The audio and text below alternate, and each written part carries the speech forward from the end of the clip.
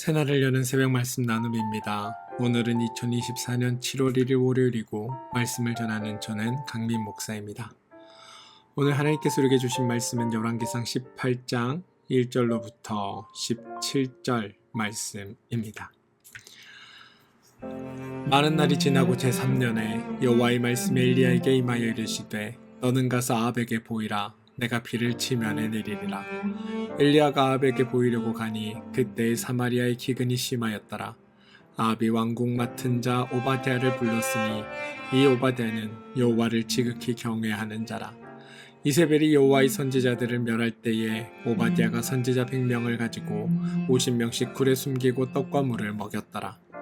아합이 오바댜에게 이르되 이 땅의 모든 물 근원과 모든 데로 가자. 혹시 꼴을 얻으리라.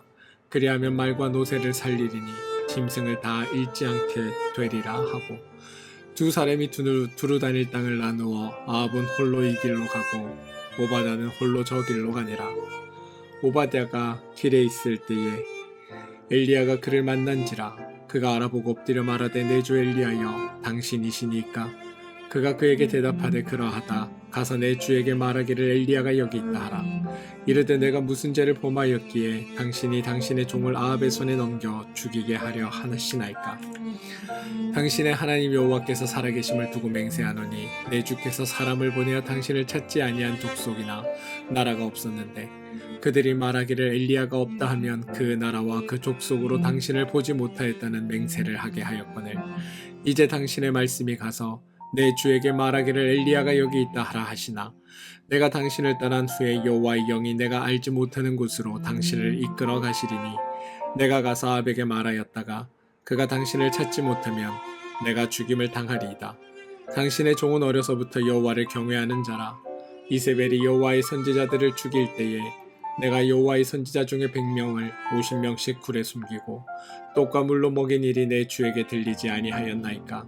이제 당신의 말씀이 가서 내 주에게 말하기를 엘리야가 여기 있다 하라 하시니 그리하면 그가 나를 죽이리이다.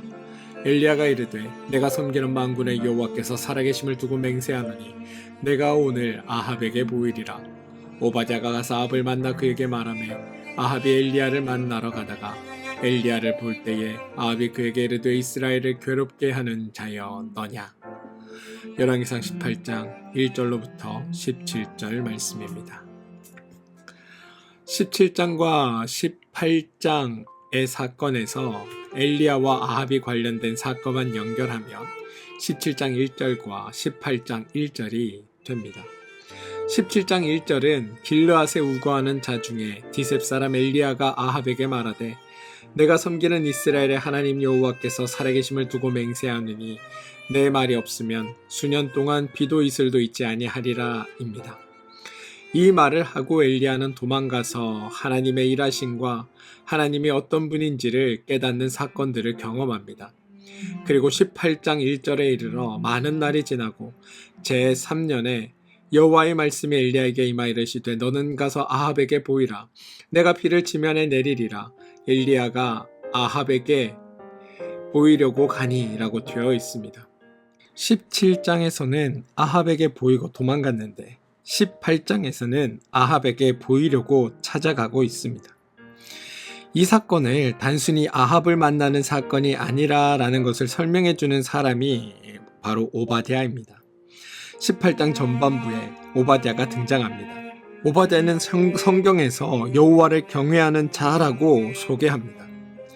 그 사람의 행동이 무엇냐 하면 아합을 두려워하는 행동을 하고 있습니다. 다시 말해 여호와를 경외하는 자가 아합을 두려워한다. 이 말은 아합이 얼마나 살벌한지 아합이 얼마나 두려운 존재인지를 설명하는 다른 표현이기도 합니다. 지금 엘리야가 아합을 만나러 간다는 것, 이건 엘리야의 목숨을 건 행보라는 게 성경의 설명입니다. 오바댜의 입에서 나오는 말들을 한번 보십시오. 4절 이세벨이 여호와의 선지자들을 멸할 때에 엘리야도 여호와의 선지자에게 입에 이세벨에게 걸리면 멸절을 당하게 될 겁니다. 10절 당신의 하나님 여호와께서 살아계심을 두고 맹세하노니 내 주께서 여기에서 말하는 주는 아합입니다. 사람을 보내어 당신을 찾지 아니한 족속이나 나라가 없었는데 그들이 말하기를 엘리야가 없다면 그 나라와 그 족속으로 당신을 보지 못하였다는 맹세를 하게 하였거늘. 다시 말해 아합이 엘리야를 찾는 것을 대충 찾은 게 아니라 엘리야를 찾기 위해 혈안이 되어 있고, 엘리야를 찾다 못 찾으면 엘리야뿐만이 아니라 그 누구도 엘리야를 숨겨주거나 모른 척 할 수 없도록 그들로 하여금 맹세를 받는다. 다시 말해 확인을 받고 있다라고 이야기하고 있다는 겁니다. 12절, 내가 당신을 떠나간 후에 여호와의 영이 내게 알지 못하는 곳으로 당신을 이끌어 가시리니 내가 가서 아합에게 말하였다가 그가 당신을 찾지 못하면 내가 죽임을 당하리이다. 아합은 엘리야만 죽이려는 것이 아니라 행여라도 엘리야에 대해 거짓 정보를 말하는 사람까지 죽일 정도로 살벌합니다. 마치 일제시대에 독립군을 돕는 사람들을 찾아 죽였던 일본 순사들처럼, 독립군 행세를 했던 이들을 찾아 죽였던 일본 순사들처럼 아합은 그렇게 살벌하게 악랄하게 엘리야를 찾고 있었다라는 겁니다. 오바댜는 이렇게 계속해서 공포스러운 이야기들을 전한 후에 마지막으로 한마디를 더 하고 자기에게 주어진 역할을 잘 해내면서 이 장면에서 사라집니다. 그것이 14절인데요. 이제 당신의 말씀이 가서 내 주에게 말하기를 엘리야가 여기 있다 하시니 그리하면 그가 나를 죽이리이다. 18장에서 오바댜가 말을 할 때마다 만약에 어떤 배경의 음악을 넣는다면 공포영화 한 장면에 들어갈 만한 음악들이 포함될 겁니다. 오바댜의 말을 통해 전해지는 아합의 말은 그야말로 살벌하고 공포스럽기 그지없기 때문입니다. 그런데 이런 오바댜의 말을 들은 엘리야의 반응은 조금 의외입니다. 18장에 나오는 엘리야의 모습을 확인해 보겠습니다. 2절, 엘리야가 아합에게 보이려고 가니. 그동안 엘리야는 사르밧에 머물고 있었기에 이스라엘 땅에서 이세벨이 여호와의 선지자를 멸하고 있거나 아합이 엘리야를 찾으려고 혈안된 것을 몰랐을 수도 있습니다. 7절, 오바댜가 길에 있을 때에 엘리야가 그를 만난지라. 마침 오바댜가 엘리야를 만났고 아합과 이세벨에 대해 온갖 공포스러운 말들을 늘어놓았습니다. 이때 엘리야의 대답이 15절인데요. 엘리야가 이르되 내가 섬기는 만군의 여호와의 살아계심을 두고 맹세하노니 내가 오늘 아합에게 보이리라. 17장에서 아합을 피해 도망가던 엘리야였는데 18장에서는 아합에게 보이려 나가고 있는 엘리야가 등장하는 겁니다. 이런 모습을 우리 기독교에서는 하나님을 알았다, 변화되었다 라고 표현합니다. 그럼 엘리야가 어떻게 변화될 수 있었을까? 엘리야의 노력이 엘리야를 변화시켰을까? 성경의 고백은 그게 아닙니다. 엘리야가 자신의 각오와 의지를 불태운 것이 아닙니다. 할 수 있다, 하면 된다, 이런 얘기를 반복해서 말하며 자신에게 용기를 불어넣었던 것도 아닙니다. 하나님 이번만 살려주시면 남은 인생 모두를 주님께 바칠 테니 제발 살려주십시오라고 말한 것도 아닙니다. 엘리야는 스스로 변화를 시도한 것이 아니라 17장에서 확인한 것과 같이 하나님에 의해 그는 변화된 겁니다. 엘리야가 스스로 새로워진 것이 아니라 하나님이 자신을 알리는 그 사건들을 통해 하나님을 알게 하신 겁니다.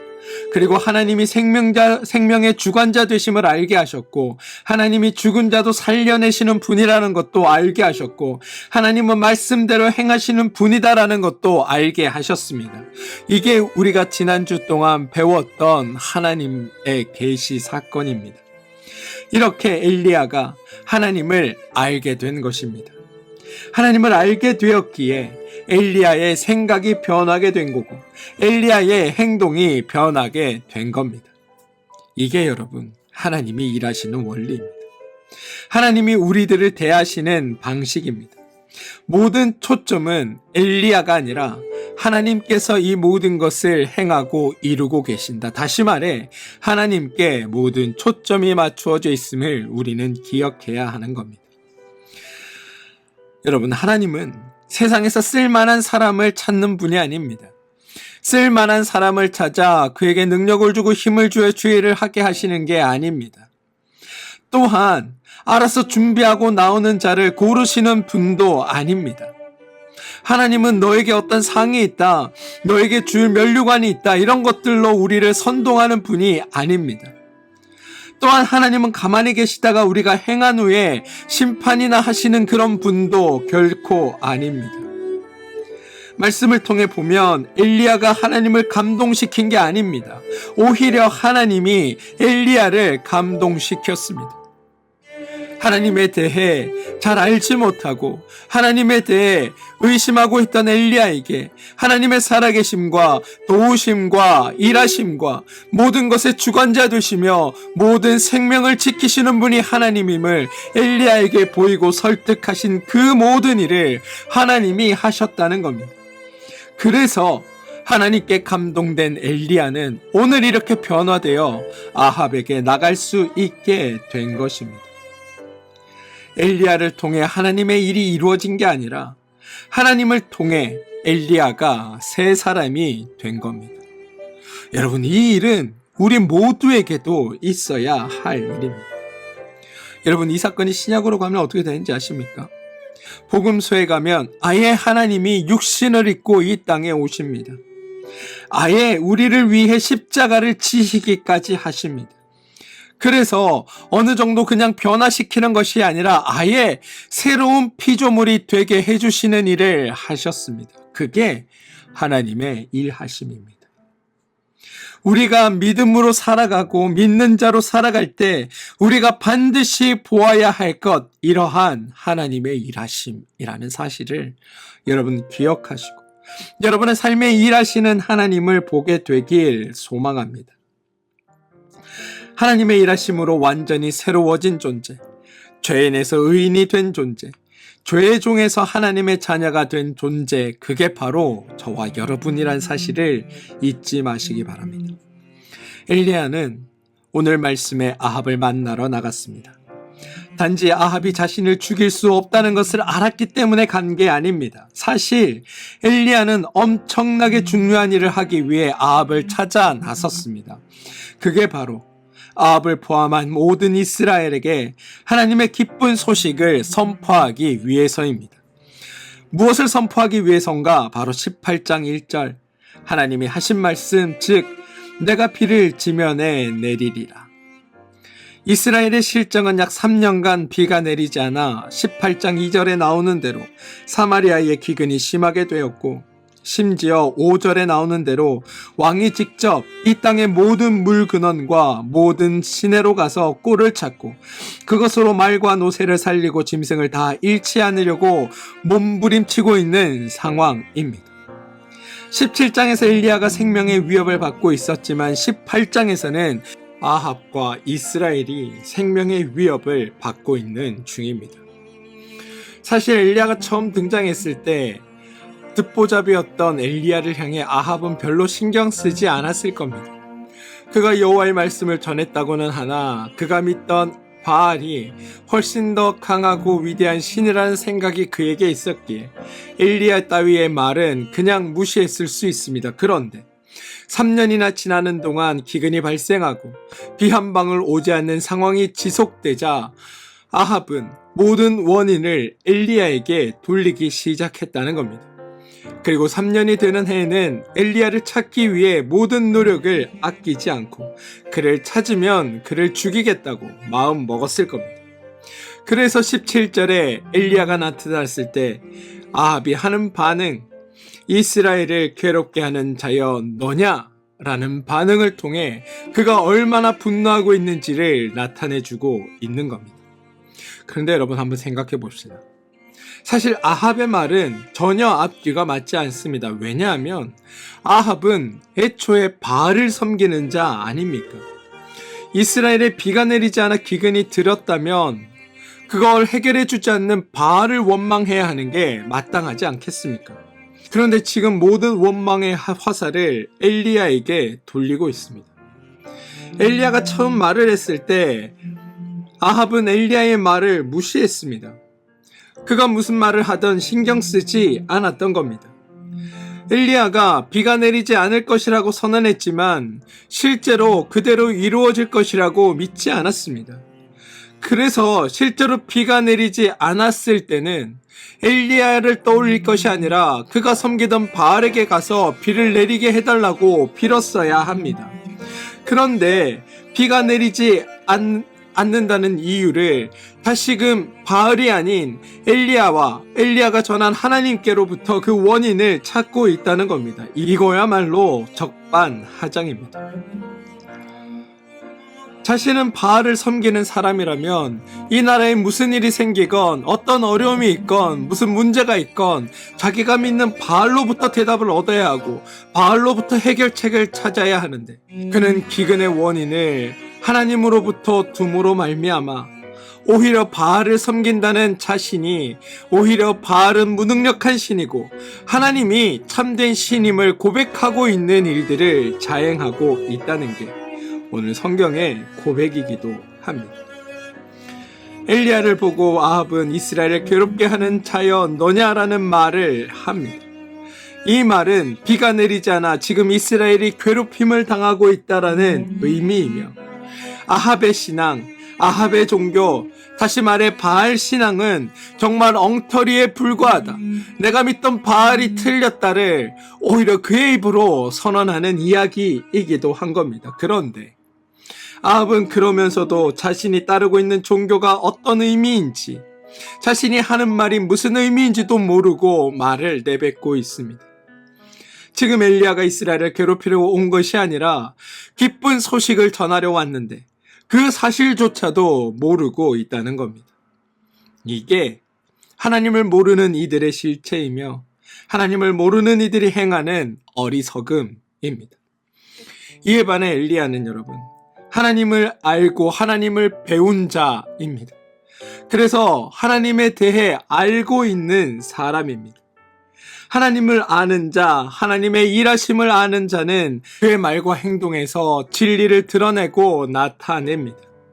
그래서 하는 말이 18절입니다. 그가 대답하되 내가 이스라엘을 괴롭게 한 것이 아니라 당신과 당신의 아버지 집이 괴롭게 하였으니 이는 여호와의 명령을 버렸고 당신이 바알들을 따랐음이라 라고 이야기하고 있다는 겁니다.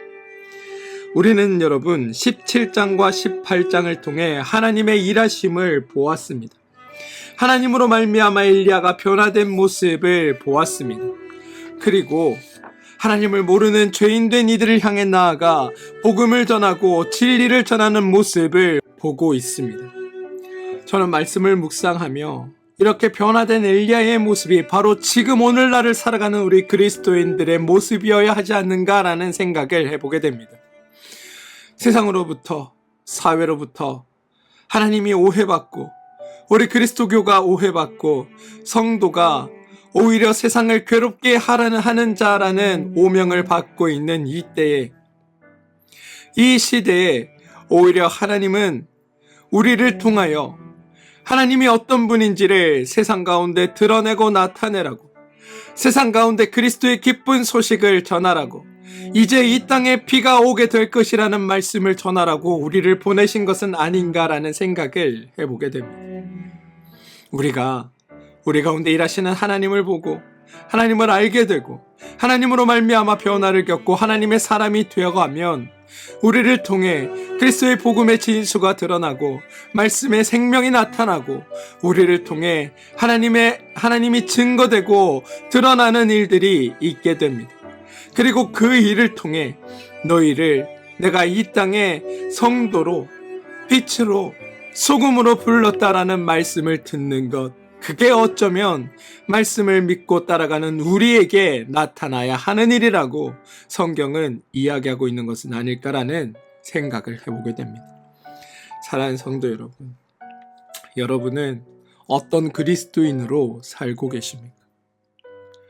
어떤 하나님을 전하며 살고 계십니까?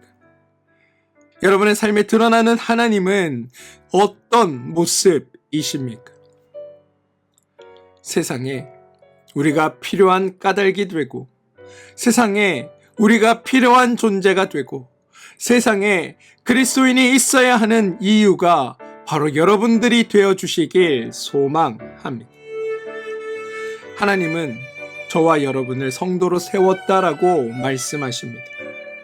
바라기는 또 돌아오는 한 주간 세상에서 여러분들이 하나님을 모르는 수많은 이들과 함께 생활하실 때에 하나님으로 말미암은 담대함으로 세상의 빛과 소금으로 복음으로 세상을 살아내셔서 하나님의 진리가 무엇인지 그들에게 드러내고 나타내고 보여주고 경험시켜주는 놀라운 은혜의 자리에 여러분이 서서 쓰임받게 되기를, 또한 그렇게 하나님을 알아가고 배우게 되는 일들이 여러분에게도 나타나게 되길 주님의 이름으로 축원드립니다.